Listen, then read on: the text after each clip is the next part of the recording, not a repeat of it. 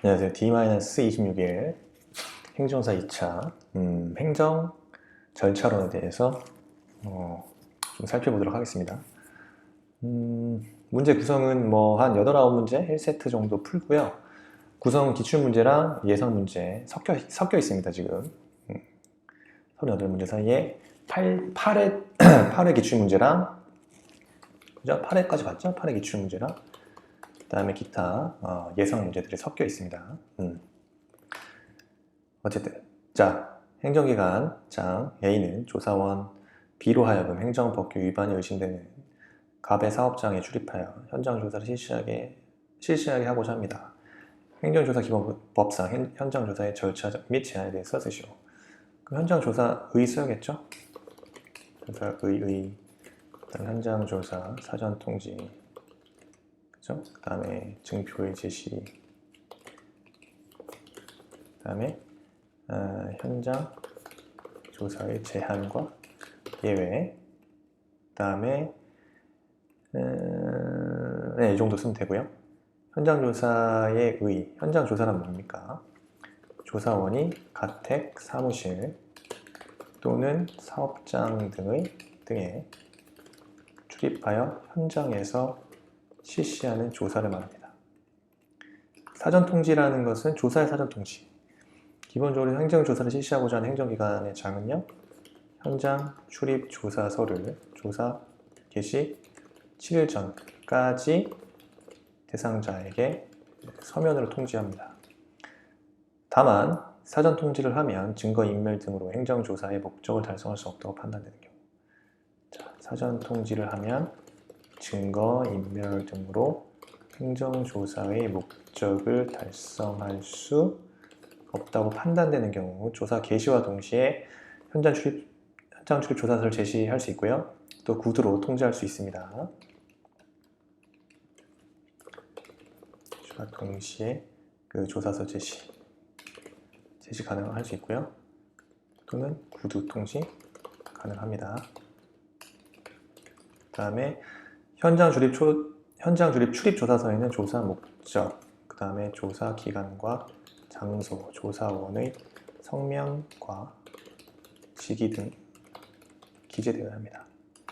자, 증표의 제시, 현장 조사를 하는 조사원은 그 권한을 나타내는 증표를 지니고 이를 조사 대상자에게 내보여야 합니다. 그 다음 현장 조사의 제한과 예외에 현장 조사는 해가 뜨기 전이나 해가 진 뒤에는 할 수 없죠. 그 다음에 예외가 있습니다. 이때 할 수 있는 거죠. 할 수 없는데 예외사항은 조사 대상자의 동의가 있거나 또 사무실 또는 사업장 등의 업무 시간인 경우 할 수 있죠. 해가 뜨기 전이나 해가 진 뒤에 업무를 할 경우, 나이트클럽인가요? 할 수 있겠죠. 클럽. 그리고 조사 목적의 달성이 불가능하거나 증거 인멸에 우려죠. 증거인멸 등으로 해서 조사 대상자의 법령 등의 위반 여부를 확인할 수 없다면 예외적으로 해가 뜨기 전이나 해가 진 뒤에 할 수 있습니다. 자, 다음 문제. 청문 주재자에 대해서 설명하시오. 청문 행정절차법상 청문 주재자,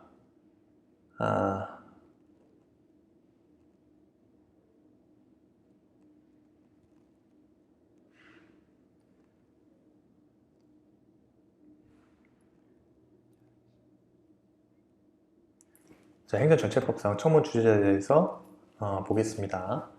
의의.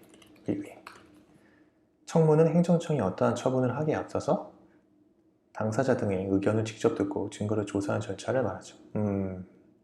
이러한 청문 절차에는 청문 주재자의 공정한 역할이 매우 중요하므로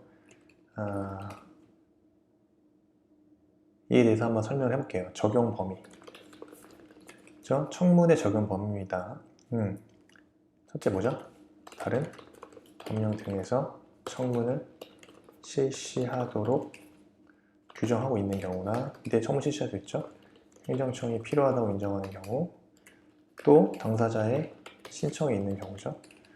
이게 이제 인허가 등의 취소,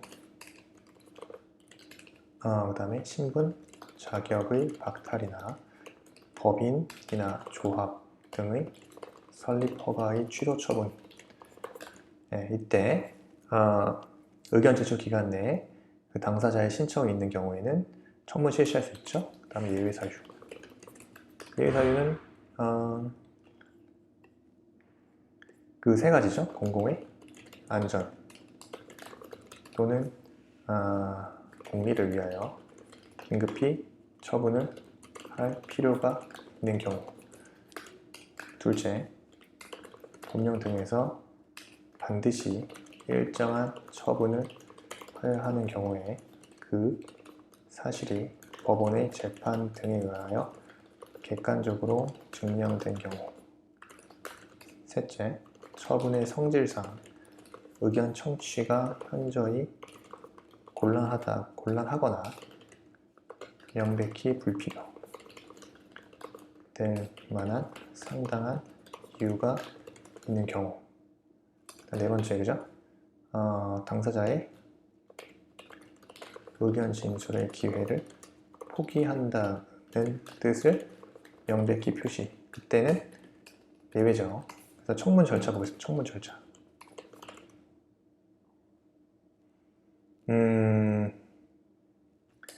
자, 청문 주재자.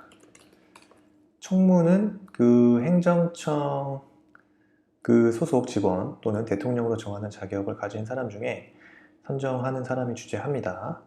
그래서 행정청은 청문 주재자의 그 선정이 공정하게 이루어지도록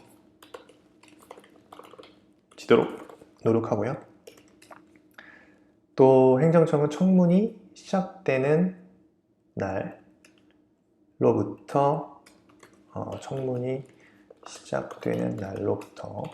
일주일 전까지 7일 전까지 청문 주재자에게 청문과 관련된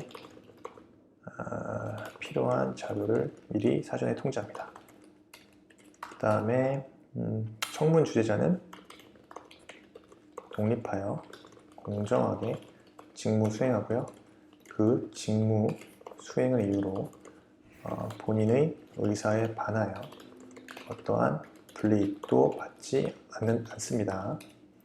그리고 대통령령으로 정한 사람 중에서 선정된 청문 주재자는 형법이나 그 밖의 다른 법률에 따른 벌칙을 적용할 때는 공무원을 봅니다. 선정된 청문 주재자는 형법이나 그 밖의 다른 법률에 따른 벌칙을 적용할 때에는 공무원으로 봅니다. 그래서 둘째, 의견 반영하죠. 자, 행정청은 처분을 함에 있어서 청문 조서, 청문 주재자의 의견서, 그 밖의 관계 서류 등을 충분히 검토하고 상당한 이유가 있다고 인정하는 경우 청문 결과를 반영합니다. 행정청은 처분을 함에 있어서 청문 조서, 청문 주재자의 의견서, 그 다음에 청문 주재자의 의견서, 그 밖의 관계 서류 등을 충실히 검토하고요. 상당한 이유가 있다고 인정하는 경우 청문 결과를 반영합니다. 기타, 그죠? 청문 주재자의 제적 기피 회피 규정, 청문의 공정성 제고합니다. 그죠? 당연히 청문 주재자 이거 하나 기억해야 돼요. 제적 기피 회피 규정을 둬서 청문의 공정성을 제고하여야 합니다. 또 이게 당사자의 신청에 의하지 않더라도 청문 주재자가 직권 또는 뭐 당사자의 신청에 따라서 필요한 조사를 할 수 있고요. 그러니까 당사자 등이 주장하지 아니한 사실, 당사자 등이 주장하지 아니한 사실에 대하여도 조사 가능합니다. 당사자가 주장한 사항만 조사하는 게 아니에요. 당사자 등이 주장하지 아니한 사항에 대해서도 사실에 대해서도 조사할 수 있습니다. 그래서 당사자 등은 문서 열람 및 복사를 요청할 수 있고요. 누구든지 청문에 대한 비밀에 정당한 이유 없이 누설하지 못합니다. 마지막 관련 판례는요. 대법원은 청문 예외 사항이 상당한 이유라 해당 처분의 성질에 비추어 판단하는 것이므로 청문 통지서가 반송되었다가 상대방이 청문 일시에 불출석하였다는 이유로 청문을 실시하지 않고 한 침해적 행정 처분은 위법하다고 판시한 바 있습니다.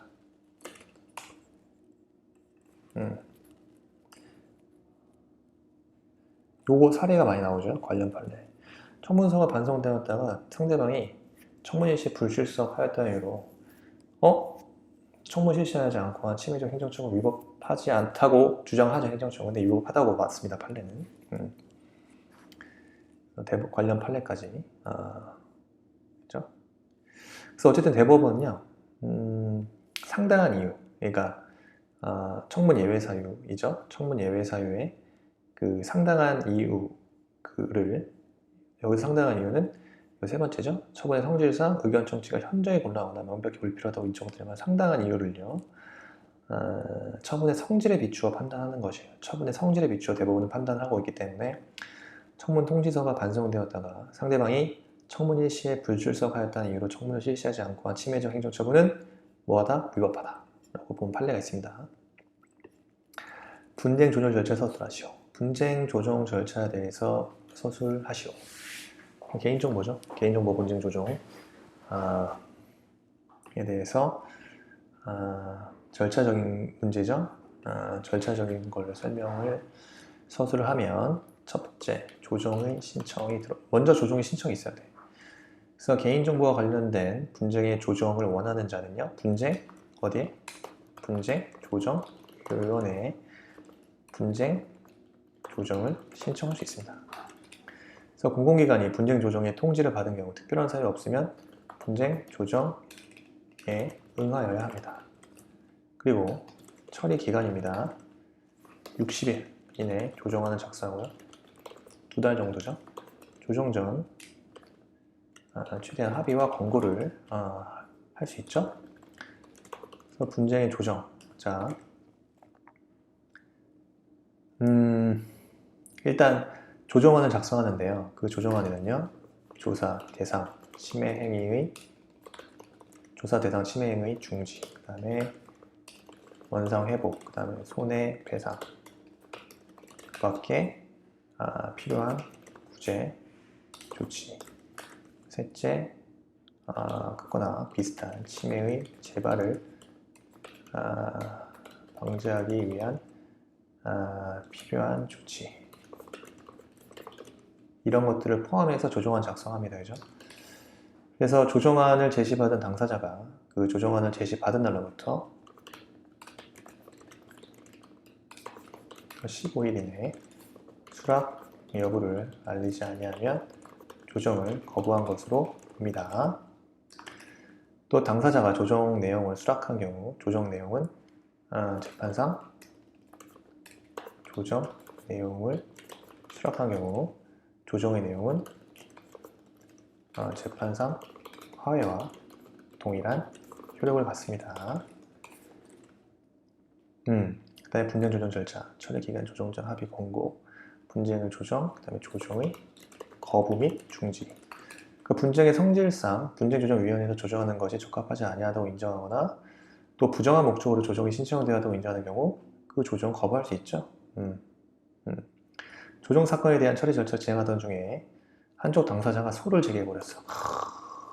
그렇죠? 참을성이 없습니다.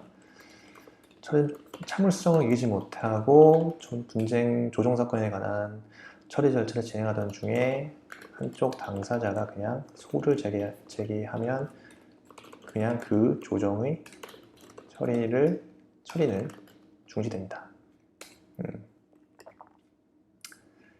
뭐 이해돼. 뭐 소밖에 없다. 뭐 그럴 수 있죠. 예. 그리고 집단 분쟁 조정. 예, 이거 중요하죠. 집단 분쟁 조정. 자, 다수의 정보 주체에게 같거나 비슷한 유형으로 피해가 발생하는 경우 일괄적인 분쟁 조정을 신청하는 것입니다. 공고 및 신청. 자, 분쟁조정위원회는 집단 분쟁조정 절차의 개시를 공고하여야 하죠. 분쟁조정, 집단 분쟁조정 절차의 개시를 공고하여야 합니다. 그죠? 당사자가 아닌 정보 주체 및 또는 개인정보 처리자로부터 그 분쟁 조정의 당사자에 추가로 포함될 수 있도록 하는 신청을 받을 수 있습니다. 그 다음에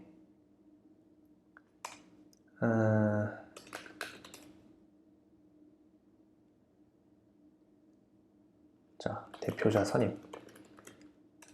대표자를 선임하고요. 그 다음에 네 번째가 공고 및 신청 대표자 선임. 조정 전에 합의로 권고하죠. 합의로 권고할 수 있고요. 그다음에 분쟁의 조정 똑같아요. 네, 절차 여기까지 똑같죠. 일반 분쟁 조정 절차와. 그래서 분쟁의 조정도 조사 대상의 침해행위의 중지. 그러니까 조정안 작성하는 게 똑같아요. 조사 대상의 침해행위의 중지, 원상 회복, 손해배상, 그렇게 필요한 구제조치, 그리고 같거나 비슷한 침해 재발을 방지하기 위한 필요한 조치사항을 포함해서 조정안 작성합니다. 똑같이 집단 분쟁도 그래서 작성합니다. 그 다음에 조정안을 제시받은 당사자가 그죠? 제시받은 날로부터 15일 이내에 수락 여부를 알리지 아니하면 조정을 거부한 것으로 봅니다. 그래서 당사자가 조정 내용을 수락한 경우 조정의 내용은 재판상 화해와 동일한 효력을 갖습니다. 6번 보상 계획서 제출 권고. 당연히 개인정보 처리자가 그죠? 집단 분쟁 조정의 내용을 수락한 경우에는요 보상 계획서 제출을 권고할 수 있습니다. 다음에 7번 절차에서의 제외. 정보 주체가 법원에 소를 제기. 제외되는 경우죠. 정보 주체가 법원에 소를 제기하면 당연히 절차에서 제외되고요.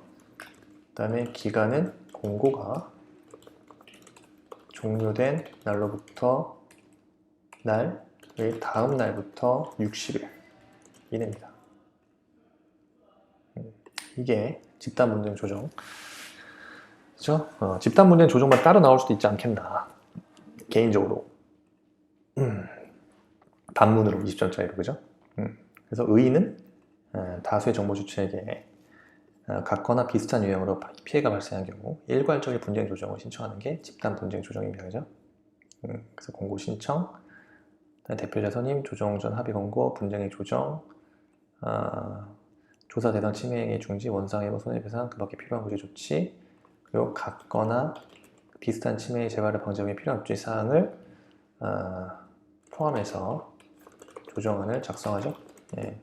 그 조정안을 제시받은 당사자가 제시받은 날로부터 15일 이내 15일입니다. 15일 이내 수락 여부를 알리지 아니하면 조정 거부한 것으로 보고요.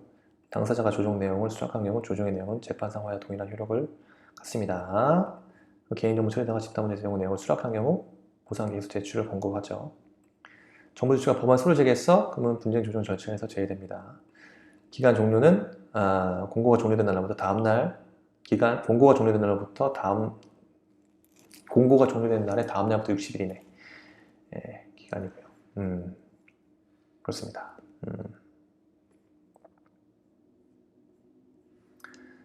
다음 볼까요?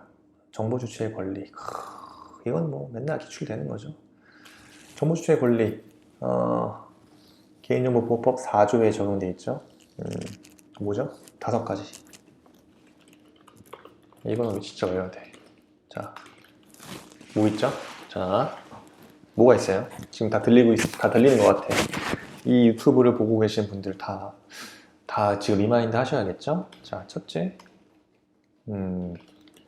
개인정보의 처리에 관한 정보를 제공받을 권리죠. 일단 개인정보 처리에 관한 정보 받아야겠죠? 그 다음에 개인정보 처리에 관한 동의 여부, 그 다음에 동의 범위 등을 선택하고 결정할 권리. 셋째, 개인정보의 처리 여부를 확인하고, 그죠? 개인정보의 처리 여부를 확인하고, 개인정보에 대하여 열람을 요구할 수 있는 권리. 당연히 정보주체의 권리입니다. 개인정보의 처리 정지, 정정, 삭제 및 파기를 요구할 수 있는 권리. 그 다음에 개인정보의 처리 정지, 정정, 삭제 및 파기를 요구할 수 있는 권리. 지금 제가 또 미쳤나 봅니다. 또 했어. 다섯 번째, 개인 정보의 처리로 인하여 발생한 피해를 최소화, 신속하고 공정한 절차에 따라 구제받을 권리. 네, 그 다음에 정보 주체의 권리 보장은요. 첫째, 개인 정보의 열람 요구권입니다. 둘째, 개인 정보의 정정 및 삭제 요구권. 그 다음에 셋째, 개인정보의 처리 정지 등 요구권. 이거예요. 일단 정보 주체 권리 보장은요. 개인정보 열람 요구권. 정보 주체는 개인정보 처리자가 처리하는 자신의 개인정보에 대한 열람을 해당 개인정보 처리자에게 요구할 수 있죠. 그럼에도 불구하고 정보 주체가 자신의 개인정보에 대한 열람을 공공기관에 요구하고자 할 때에는 공공기관에 직접 열람을 요구하거나 대통령령으로 정하는 바에 따라서 행정안전부 장관을 통해서 열람을 요구할 수도 있습니다. 다시 정보 주체는요. 개인정보 처리자가 처리하는 자신의 개인정보에 대해서 열람을 해당 개인정보 처리자에 요구할 수 있어요. 해당 개인정보 처리자에게 요구할 수 있어요. 그럼에도 불구하고요. 정보 주체가 자신의 개인정보에 대한 열람을 공공기관에 요구하고자 할 때 얘는 공공기관에 직접 열람을 요구하거나 대통령령으로 정하는 바에 따라서 행정안전부 장관을 통해서 열람을 요구할 수 있어요. 네. 이건 강력한 권리죠. 네. 개인정보 정정 및 삭제 요구권. 자신의 개인정보를 열람한 정보 주체는요. 개인정보 처리자에게 그 개인정보 정정 또는 삭제 요구할 수 있으면 다만 다른 법령에서 개인정보가 수집 대상으로 명시되어 있는 경우에는요. 그 삭제를 요구할 수 없어요. 그리고 개인정보 처리 정지 등 요구권이죠. 정보 주체는 개인정보 처리자에게 자신의 개인정보 처리의 정지를 요구할 수 있죠. 이 경우 공공기관에 대하여는 등록 대상이 되는 개인정보 파일 중 자신의 개인정보에 대한 처리의 정지를 요구할 수 있습니다. 정보 주체에 대한 권리 꼭 정리하시고요. 이건 그냥 암기하고 들어가셔야 된다. 예. 암기. 자, 그 다음에 행정절차법의 법적 지위와 적용 순서. 이거는 많이 했죠? 예, 이거는 정말 이런 것까지 나오니까 여러분들이 어려우면 어려울 수 있지만 그냥 쉬우면 되게 쉬운 문제거든요. 그냥 책 서문에 나와 있어요. 행정절차법의 법적 지위는 일반 법적으로 성격을 지닌다. 그죠? 따라서 행정 절차를 규정하는 다른 개별 법률의 규정이 없는 한 행정절차법이 보충적으로 적용되는 거예요. 일반법적 성격, 그 다음에 보충적으로 적용한다.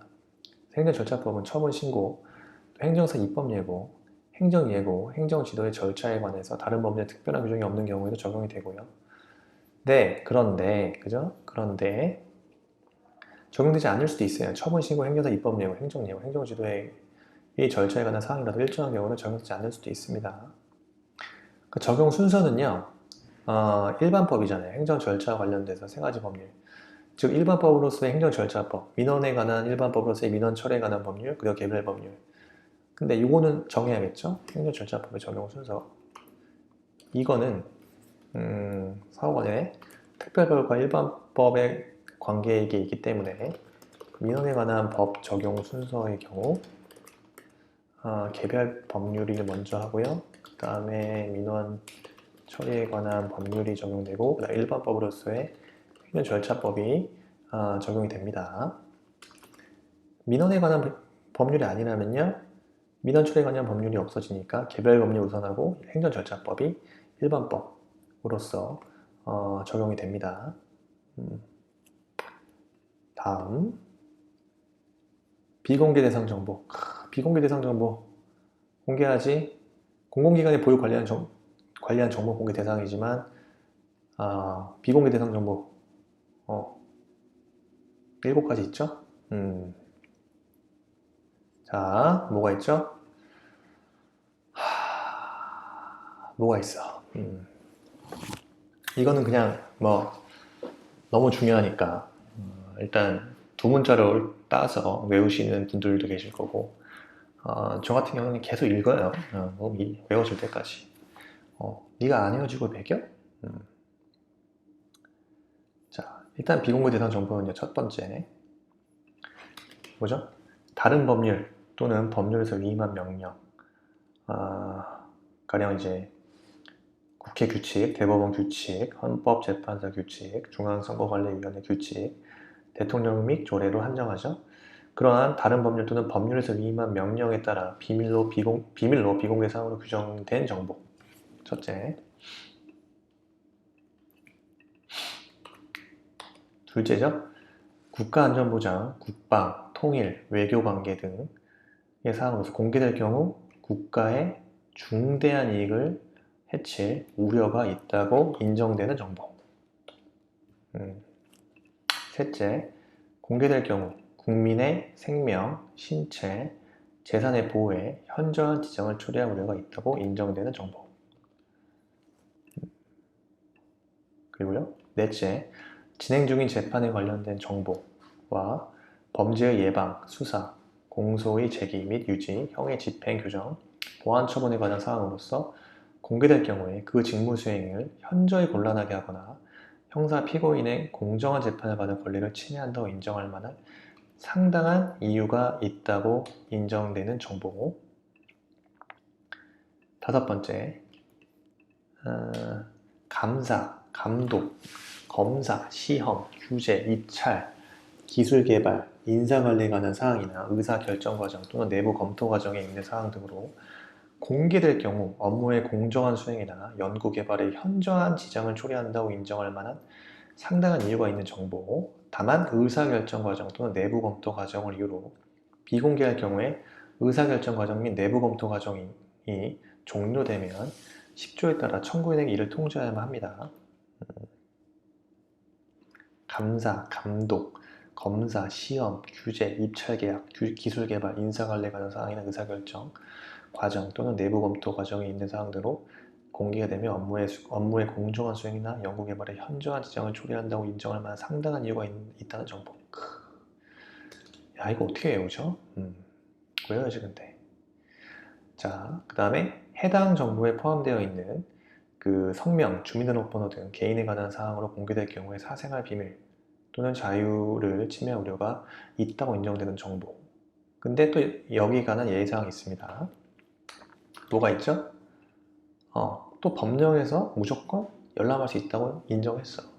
그리고 공공기관에 표를 목적으로 작성하거나 취득한 정보로서 개인의 사생활의 비밀 또는 자유를 부당하게 침해하지 아니하는 정보나 공공기관이 작성하거나 취득한 정보로서 공개하는 것이 공익이나 개인의 권리 구제를 위하여 필요하다고 인정되는 정보. 그 다음에 직무를 수행한 공무원의 성명 또는 직위 등은 제외 대상이죠. 그 다음에 공개하는 것이 공익을 위해 필요한 경우로서 법령에 따라 국가 또는 지방자치단체가 업무의 일부를 위탁 또는 위촉한 개인의 성명, 직업 등을 얘기합니다. 이런 거. 다음 7번째, 법이 단체 또는 개인의 경영상, 영업사항의 비밀에 관한 사항으로서 공개될 경우 법인 등이 정당한 이익을 현저히 해칠 우려가 있다고 인정되는 정보. 또 다음이 열관점은 또 제외됩니다. 가령 사업활동에 의하여 발생하는 위해로부터 사람의 생명, 신체 또는 건강을 보호하기 위하여 공개할 필요가 있는 정보.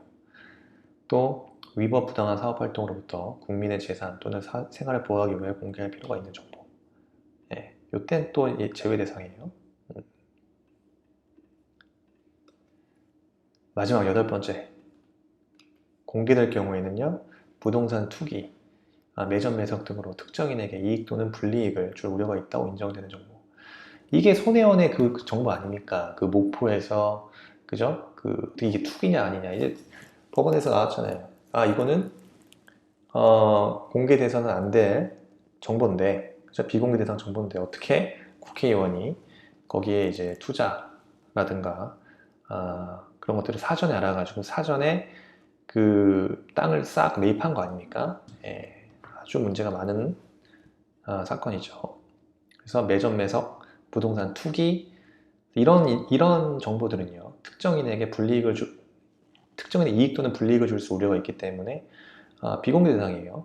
공개 대상이 아니라 비공개 대상 정보인데 손해원은 예외였다. 기억하시고요. 비공개 대상 정보의 공개는, 그러니까 공공기관의 비공개에 해당하는 정보가 기관 경과 등으로 인하여 비공개 필요성이 없어진 경우 그 정보를 공개 대상으로 하면 되고요.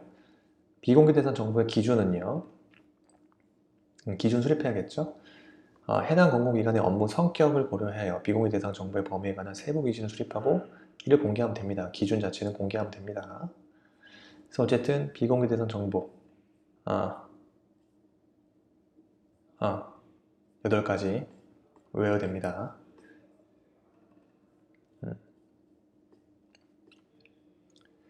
다음, 자, 질서 위반 행위 규제법이죠.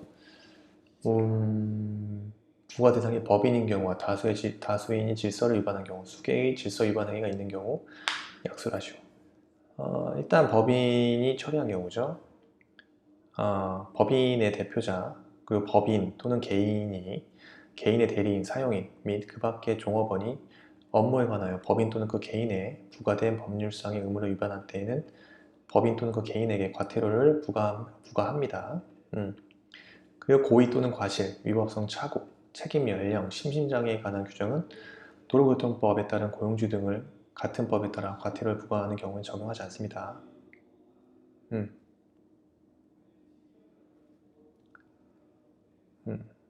자, 다시 그 법인의 처리에 있어서 법인의 대표자 처리 등, 법인의 대표자, 법인 또는 개인의 대리인, 사용인 및 그의 종업원이 업무에 관하여 법인 또는 그 개인에게 부과된 법률상의 의무를 위반할 때는 법인 또는 그 개인에게 과태료 부과합니다. 근데 예외적이죠. 도로교통법에 따른 고용주, 그러니까 고의 또는 과실, 위법성 착오, 책임 연령, 심신장애로 관한 규정은 도로교통법에 따른 고용주 등을 같은 법에 따라 과태료를 부과하는 경우가 적용되지 않습니다. 그리고 다수인의 질서 위반 행위 가담, 그죠? 2인 이상. 첫 번째, 2인 이상의 경우 각자가 질서 위반 행위를 한 것으로 봅니다. 다음에 두 번째, 신분에 의한 질서 위반 행위의 경우. 신분에 의해서 성립하는 질서 위반 행위에 신분이 없는 자가 가담한 때 신분이 없는 자에 대해서 질서 위반 행위 성립하죠? 둘째, 신분에 의하여 과태료를 감경 또는 가중하거나 과태료를 부과하지 아니한 때에는 그 신분의 효과는 신분이 없는 자에게는 미치지 않습니다. 정리하면요, 신분에 의하여 성립하는 질서 위반 행위에 신분이 없는 자가 가담했어. 이때는 신분이 없는 자에게도 질서 위반 행위 성립합니다. 둘째, 이건 성립하는 거거든요. 근데 이런 거죠. 신분에 의해서 과태료를 감경 또는 가중하거나 과태료를 부과하지 아니하는 때, 이때는 그 신분의 효과는요, 신분이 없는 자에게 미치지 아니합니다. 그 다음에 오로지 성립할 때만 질서 위반, 신분 연임자에게도 질서 위반 행위가 성립한다. 기억하시면 되고요. SQL 질서 위반 행위의 처리 문제입니다. 하나의 행위가 둘 이상의 질서 위반 행위에 해당하는 경우, 그죠? 다시 하나의 행위가 둘 이상의 질서 위반 행위에 해당하는 경우 각 질서 위반 행위에 대하여 정한 과태료 중 가장 중한 과태료를 부과. 자, 위의 경우를 제외하고 둘 이상의 질서 위반 행위가 경합하는 경우에는 각 질서 위반 행위에 대하여 정한 과태료를 각각 부과합니다. 둘 이상의 질서 위반 행위가 경합하는 각 질서 위반 행위에 대해 정한 과태료를 각각 부과하고요. 다만 법령에 그 특별한 규정이 있는 경우는 법령이 정하는 바에 따르겠죠. 핵심은 그겁니다. 하나의 행위가 둘 이상의 질서 위반 행위에 해당하는 경우는 각 질서 행위에 대하여 정한 과태료 중에 가장 중한 과태료를 부과하고요. 그 다음에 그 둘 이상의 질서 위반 행위가 경합하는 경우 각 질서 위반 행위에 대해서 정한 과태료를 각각 부과합니다.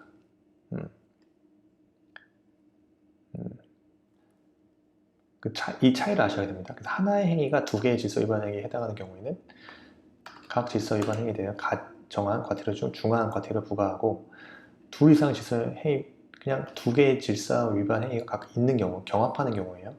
그러면 각 질서 행위에 대해서 정한 과태료를 각각 경합하는 거지 별도의 질서 위반 행위로 보았기 때문에 과태료를 각각 부과합니다. 이렇게 정리하면 되겠죠? 행정규제 기본 법령상 규제 영향 분석 및 자체 심사 설명하시오.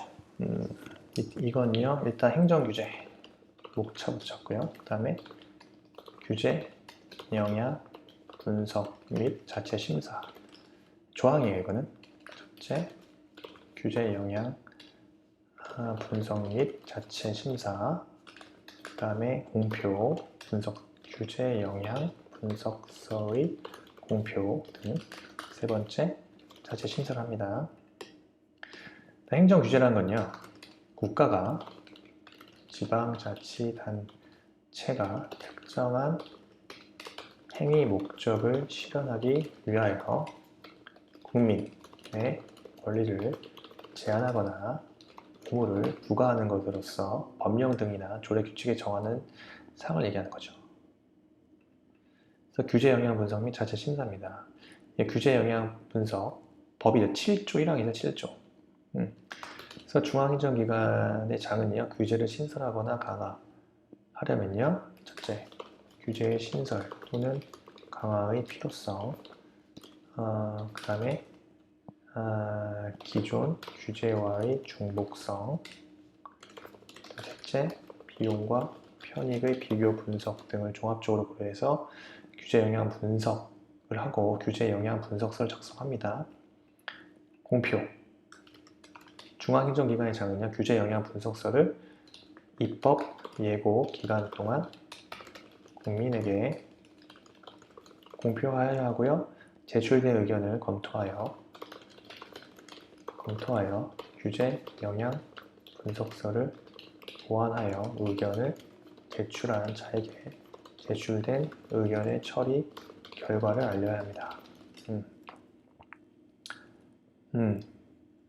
규제 영향 분석서를 입법 예고 기간 동안에 국민에게 공표하여야 하고 제출된 의견을 검토해서 규제 영향 분석서를 보완해서 의견을 제출한 자에게 제출된 의견의 처리 결과를 알려줘야겠죠.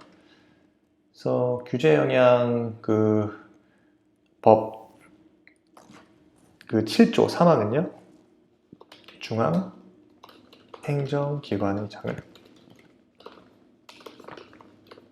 분석의 결과를 기초로, 그렇죠? 규제의 대상, 범위, 방법 등을 정하고 그 타당성에 대하여 자체 심사를 하여야 합니다. 자, 일단 1세트 끝냈습니다. 행정 절차론 1세트 끝났고요. 잠깐 숨 좀 돌리고 2세트 마저 하고요. 시험 26일 남았는데 참 일들이 많습니다. 참 이런저런 고민도 많고 이걸 해야 되나? 이 자격증을 공부해야 되나? 갑자기 막 무기력해지고 외워지지도 않고 저만 그러나요? 저는 좀 그러고 있는데 어쨌든 힘내셨으면 좋겠고요. 어쨌든 뭐 쇼터디에 또 다른 문제들이 많이 있어요. 그 문제를 통해서 또 좋은 문제 연습하시면서 또 너무 스트레스 받지 마시고 시험 잘 준비하셨으면 좋겠습니다. 이상 마치겠습니다. 감사합니다.